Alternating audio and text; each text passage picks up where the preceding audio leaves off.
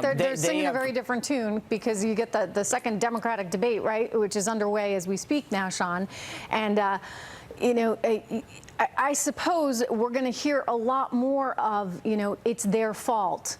It's Trump's fault. It's white Americans' fault. It's a white, you know, white men, right, that are the problem in America, and they're not doing enough to support everyone else. I mean, it just seems to be a consistent theme, along with, you know, calling Trump a racist and anyone who supports him a racist. Well, they don't have much to go on. The economy's doing well. More people their wages are up. They're going back to work. And a lot of Americans are benefiting in a way that they probably haven't in decades. The Democrats don't have a policy area to go to, so all they're going to do is try to go after Trump, the person. But most Americans understand that they're doing better than they were a few years ago, and that the president's policies are working. The country's moving in the right direction. We're going to talk about that a little bit later, because, you know, women apparently really are not comfortable with him, some of his rhetoric. But the question is, does that translate into them not voting for him? Because I think that, you know, bottom line, Americans are pretty simple, right? We're very results oriented. And if the economy is doing better, and if you're safe, then doesn't that take on a special significance? Are people willing to maybe look the other way on some of the tweets that they don't like? Yeah, I think you put your finger on something really important. One of the things that people too often look at is statistics.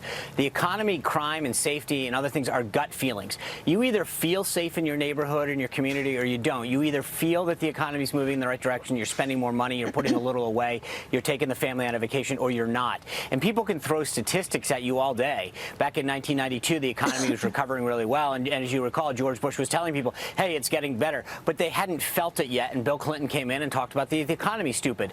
So it wasn't about the statistics. It was about a gut feeling that people had. And right now, I think the majority of Americans feel as though the country's moving in the right direction on a variety of areas. And that's going to be tough to overcome. And that's why you see the name calling and the personalization of it, because Democrats really can't run against the tide in which people are feeling better about where the country's headed. Yeah. I hear you. And that's their tactic. That's what they're sticking to. I don't think it's going to get them very far, but I guess they got nothing else. Well, I think, you know, and it'll be interesting how far left they go. At some point, this is going to get messy, I think. There was a last debate, people saw how Kamala Harris really effectively went after Biden, whether it was right or wrong, whether it was true or not. It was effective. She got a bump up. He went down. I think the next two nights are going to be people really trying to figure out, because here's the thing, Trish. If you don't get a bump after this time, the stakes go up. You need 2% and 130,000 donors to your campaign, or you don't make the September debate on ABC. You've got 8 candidates right now that seemingly qualify. That's it. So everyone else is going to be doing what they can over the next 2 nights to get that bump and that moment that they to try to propel themselves forward. So they're going for the jugular. They're going full-on socialist, I think.